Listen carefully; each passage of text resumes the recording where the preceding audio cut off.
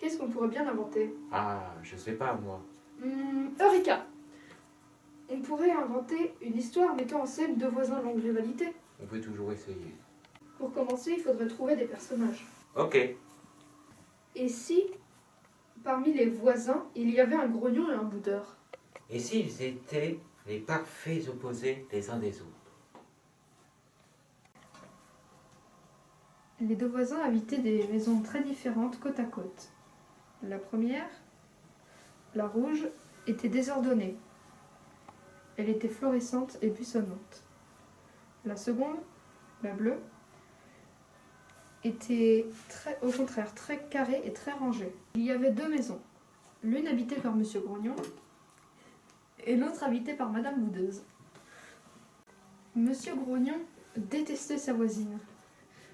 Il détestait le bruit de l'aspirateur qu'elle passait tout le temps. Madame Boudeuse était, au contraire, très dérangée par le buisson florissant de son voisin. Ah, mais qui c'est que je vois par le carreau? Ma charmante voisine.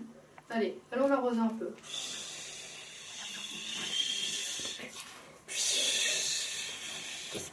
Mais arrête d'arroser ma façade, va plutôt arroser tes buissons. Mais ça va pas la tête? Tiens, prends une bonne douche pour toi. Non mais ça va pas, espèce d'andouille. Allez.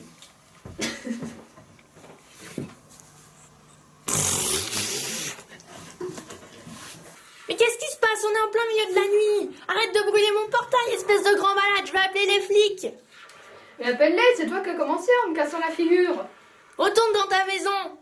Bah, impossible, je la ferai brûler. Arrête de brûler la mienne. Va voir ailleurs. Ah, mais qu'est-ce que je te dis?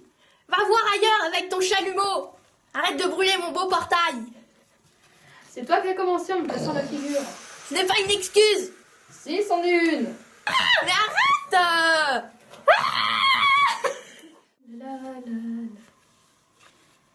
Chou, chou, chou, chou, chou.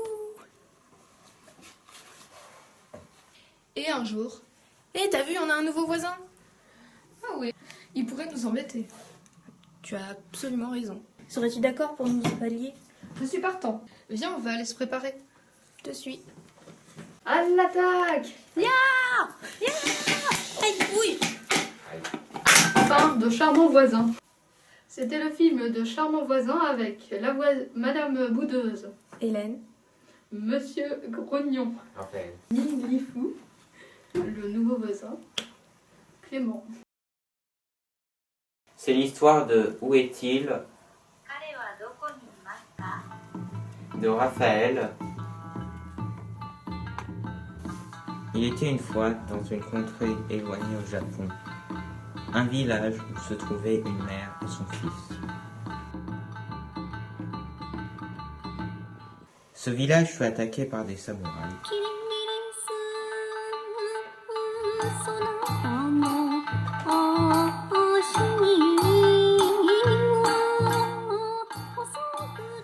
L'enfant, désemparé, fut contraint de fuir dans la forêt.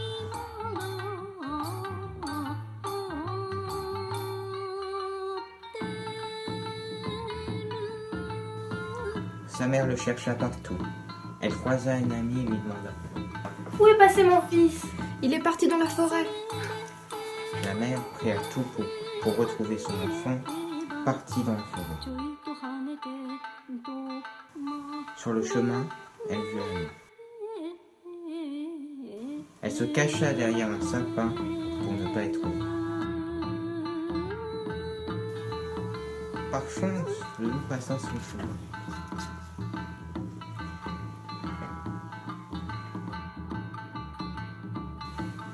Après avoir longuement cherché, elle retrouva son fils, terrorisé par ce qu'il venait de vivre. Ils décidèrent de fuir le village et de s'installer dans la région éloignée de Kaido. Fin. La Bête et la Belle, une histoire d'Hélène. Il y avait une fois, une jeune femme nommée Marie vivait dans un château aux alentours de Fontainebleau. On l'enviait beaucoup pour sa beauté, pour son mari riche et son amitié avec le roi. Et vous découvrirez assez vite que cela n'était pas une source de joie. Cependant, une grande rencontre bouleversera sa vie et ne la rendra que meilleure. Je vous laisse avec son histoire. C'est invraisemblable. Comment un roi peut-il être aussi égoïste, aussi aveugle? Il ne pense qu'à l'argent. Comment puis-je avoir une conversation normale s'il se plaint du peuple qui n'a rien fait de mal? Il frappe ses domestiques qui ne font que leur travail. De plus, il me prend de haut car je suis une femme. Je ne peux le supporter. Quand je rentre dans ma demeure, mon mari est saoul et me frappe sans arrêt. Aïe! Ouh! Je ne veux plus de cette vie. Heureusement, j'ai tout de même mon jardin secret que j'ai découvert il y a peu. Je me sens à l'abri du monde extérieur et je me sens soulagée.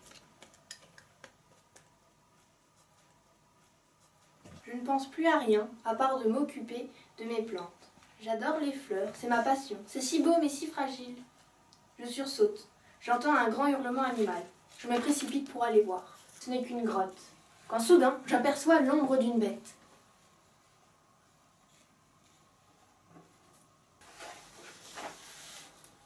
Oh, mais c'est une panthère. Elle est blessée. Je l'approche avec prudence. Finalement, elle se laissa faire et je pus la nourrir et la soigner. Chaque jour, je venais la voir. Et puis un soir, elle m'adressa la parole. Je te remercie pour tes soins et ton attention. Cependant, je dois partir. Je suis poursuivie par mon ancien dresseur que je n'apprécie point. Oh non, laisse-moi t'accompagner, mon ami. Je veux m'enfuir avec toi.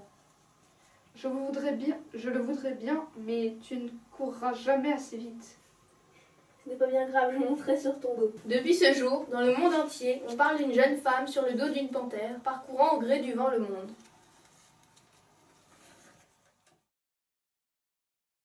C'était les histoires de l'ombre et de la lumière. Réalisé par Raphaël. Clément, Hélène. Fin.